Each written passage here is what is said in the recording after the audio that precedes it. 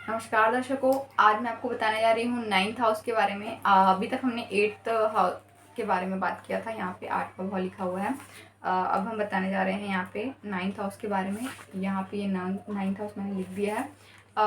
जो ninth house है, इससे हमें क्या क्या देखना चाहिए, मैं बेसिक चीज़ें ही बता रही हूँ यहाँ पे, क्योंकि वीडियो बहुत लंबा हो जाएगा। इसलिए जो है नाइन्थ हाउस जो है यहाँ पे, इससे हम धर्म का विचार करते हैं कि व्यक्ति धार्मिक होगा, कितना धार्मिक होगा। और इससे हम यात्राओं का विचार करते हैं, तीर्थ यात्राओं का विचार करते हैं।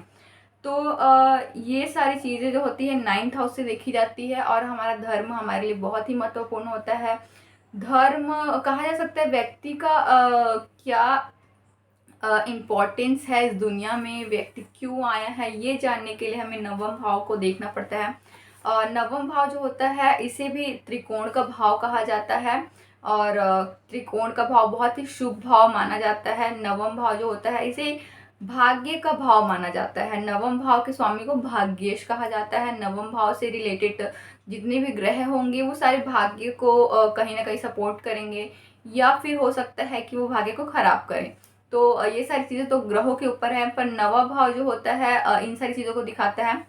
इसके बाद हम बात करेंगे 10th हाउस के बारे में, यानी 10वें भाव के बारे में, 10म भाव के बारे में। यहाँ पे मैंने लिखा है 10th।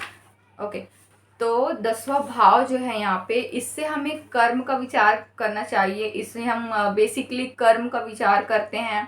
और इससे हम देखा जाता है कि हमारा क्या करियर होगा। करियर से रिलेटेड बहुत सारे जो क्वेश्चंस होते हैं, 10th हाउस देखना बहुत ज़रूरी होता है। और 10th हाउस से कर्म रिलेटेड और भी बहुत सारी चीज़ें, जो हम बिजनेस करना चाहते हैं, किस क्षेत्र में आगे जाना चाहिए हमें, ये सारी चीज़ें देखी जाती है 10th हाउस से।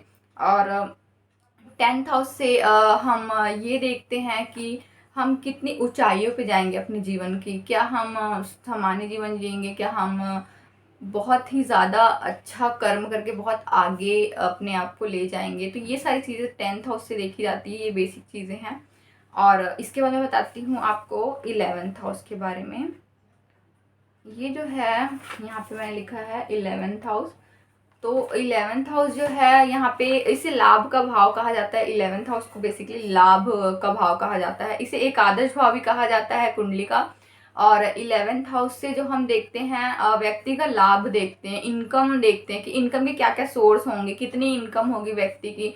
और इस भाव से हम बड़े भाई को देखा जाता है। इससे बड़े भाई और बहनों को देखा जाता है। और जो 11वां भाव है, उससे हम देख सकते हैं अपने दोस्तों के बारे में जाना जा सकता है 11वें भाव से।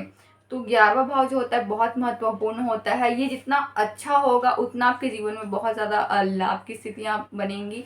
और उतनी ही आपकी इनकम जो सोर्स है वो सारे जनरेट होंगे। जब भी ये एकादश भाव एक्टिवेट होगा, तो उस टाइम आपके इनकम के सोर्स बहुत अच्छे बनेंगे। इसके बाद मैं बात करने जा रही हूँ 12वें भाव के बारे में।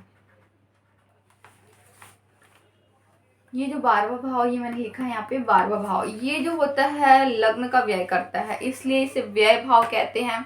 और 12वां भाव को भी कहा जाता है कि एक खराब भाव की दृष्टि से देखा जाता है 12वें भाव को, क्योंकि ये लग्न का व्यय करता है, शरीर का व्यय करता है। तो 12वें भाव को हम जेल से देखते हैं, जेल से संबंधित देखते हैं। और इसे हम देखते हैं हॉस्पिटल रिलेटेड, जितनी भी नेगेटिव चीज़ें होती है, हॉस्पिटल, जेल, ये सारी चीज़ें 12वें भाव से देखी जाती है।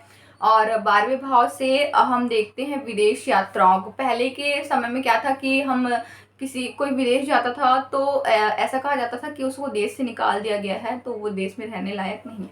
आज के परिवेश में क्या है कि विदेश यात्रा बहुत ही अच्छी बात हो गई है, विदेश जाना बहुत अच्छी बात हो गई, विदेश घूमना बहुत अच्छी बात हो गई है। तो आज के डेट में ये 12th हाउस है, ये घूमने के लिए, विदेश यात्राओं के लिए बहुत ज़्यादा महत्वपूर्ण माना गया है। तो 12th हाउस से हम ये सारी चीज़ें देखते हैं। और जीवन में पैसा बचेगा या नहीं, क्या व्यय होगा, क्या आपको कौन कौन सी परेशानियां हो सकती, ये सारी चीज़ें हम देखते हैं 12th हाउस से। तो आज के लिए इतना ही। धन्यवाद।